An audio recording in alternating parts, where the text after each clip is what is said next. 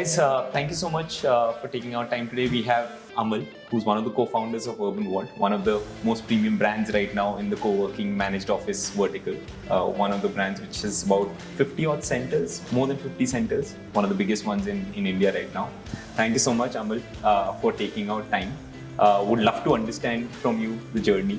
What made you start Urban Vault and when? Yeah. Thank you so much, Utkarsh, for having me over. It's a pleasure being here. Urban Vault's journey actually started maybe 10 years back when I quit my tech job and started up a furniture company. Where it was like we were into organizing local furniture manufacturing. And post that 17-18 time frame is when we realized that hey, co-working spaces, they're not really customizing a lot. And that is when we thought, and one of the main reasons for that is that people did not have a solid supply chain to kind of do that, because we had that experience of building a furniture company where we were organizing local furniture manufacturing. So it kind of came to us, and from there on we thought of setting up a co-working space where spaces can be customized. And while managed spaces are a very big thing now, we always were a managed space. We were always not a co-working space, but a managed office space. And the reason for that was we had our supply chain there in terms of furniture and furnishing. And that is how, in fact, Urban Vault started. To just have that differentiator in terms of coming up with customized offices within co-working spaces. So that is how we kind of came up with Urban Vault. In fact, prior to this, we were supplying furniture, doing interiors for many of these co-working players and co-working spaces who don't happen to be our clients now. But then, that was the starting point of Urban Vault. Oh, nice. But furnishing say co-working, and like you said, you were in a tech job. Like what made you get into real estate? Like I don't think people like real estate, right? In general, right? They find it very tough to get into, and tech is more scalable. So many other things that are pros there. What made you like switch? Just because you saw this is a big enough problem to start it off? Whole idea was that wanted to. In fact, I was not someone who just wanted to get stuck with the whole tech game, but wanted to do something which was more touch and feel, so as to say, saw an opportunity in furniture furnishing, post that saw an opportunity in this office space or commercial real estate space, and that is what kind of led to this. Of course, people don't generally move from tech to real estate, but that is where the full opportunity was. That is where we thought that there is a solid opportunity to build a brand where maybe not as many people kind of move from professional this thing. So that was one of the main reasons. Fair. That's one of the things that I also say. Right. The question is to you as well, right? Yeah. To real estate, but fair. So another thing that you mentioned was managed office and co-working. You said there are not a lot of people doing managed office. दुनिया को अभी तक समझ नहीं आता फर्क क्या है managed office and co-working से. So if you can cover, like, what do you think is the differentiator between a co-working and a managed office? Wow, this is going to be a difficult question, and if I were able to explain this in the next 2 minutes, but then I'll just give it a try. So co-working space, if you look at it, the whole idea of how co-working spaces that started was having those single seaters, 2-seaters, 3-seaters, which is kind of you come up with an office space and then you give these seaters, 2 seats, 3 seats, 5 seats to people, very early stage people, typically. In the US and Europe, it was more like your freelancers, your early stage people, early stage startups who kind of look at your 3-seaters and 5-seaters. Managed space is typically for companies which are beyond a certain stage, which is like they're looking at maybe at least a 50 seats or 100 seats where there's a visibility that hey, I'm going to stay in that office for a certain period. Where it might not be a typical co-working space. You don't have to share your office space with someone else, and you can build your brand within that.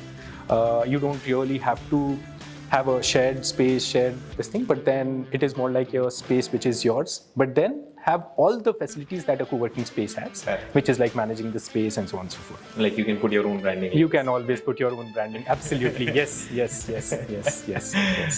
Moving to the co-working market in general, one thing that I'm eager to understand is how do you see the market from the player's standpoint progressing? Do you see more players getting into managed office? Do you see more players going to owning the assets?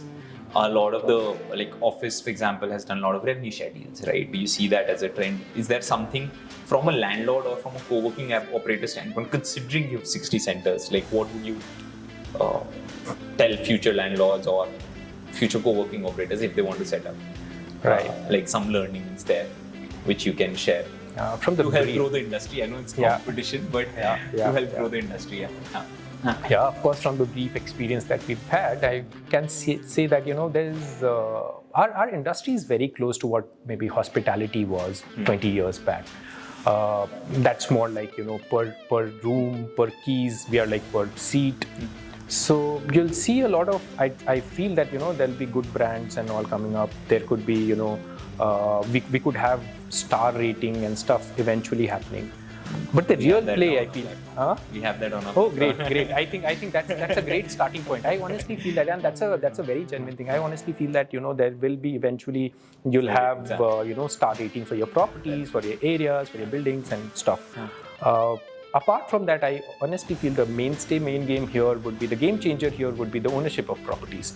Okay. We really are those faces for these properties where there could be good rental yields that can be generated, and then if we have the upside of ownership of these properties, then why not? So in fact, just to share with you, we've started doing that here in Bangalore. Owning properties. Yes, we've started owning some of these properties that we have in Bangalore. And I see many players have already kind of doing that. So I feel that the main game here would be the ownership of these properties eventually. This is very similar to the McDonald's model. McDonald's model, yes. The real estate price keeps on increasing. Yes. Your face is McDonald's, your face is burger, while the back end actually happens to be the real estate. And that is what I think for flex spaces as well. That's going to be the mainstay. It's fairly interesting, and I'm seeing this trend. You've got a lot of brands now which have started to own assets. Right. And a lot of asset owners themselves thinking of setting up co-working because then they see better yield here as compared to commercial. So the trend is absolutely spot on, and let's see how that cracks up the market. In fact, we've changed the name of that building to 2748.ai. Oh, someone just messaged me that, hey Amal, is this a marketing strategy? I was like, no, boss, this is not a marketing strategy. It's been picked by the mainstream media. Yeah. That's interesting. Okay, now coming to some selfish questions about like myHQ. Who do you think is the best consulting firm or the marketplace in the flex industry which is helping you guys, and why do you think that's myHQ? I mean, our experience working, I can just share my experience working with myHQ, and one thing that I can see which is very similar in both the brands is the way the companies are being built. People who have been there since so many years, and that is something that kind of speaks tons about a brand, right? I mean, your company. The way your initial people are, right? I mean, they've been there with you. They've been there, and through ups and downs, and that is how that speaks of a lot about the way you've been building your brand. That also, and the way both the teams are interacting, right? The comfort that is there. We always have that sort of a comfort. That was the reason when we kind of looked at a new city, the first thing was maybe picking my phone and calling you guys to get the property as built, and why not build it together there? Why not have the expansion together?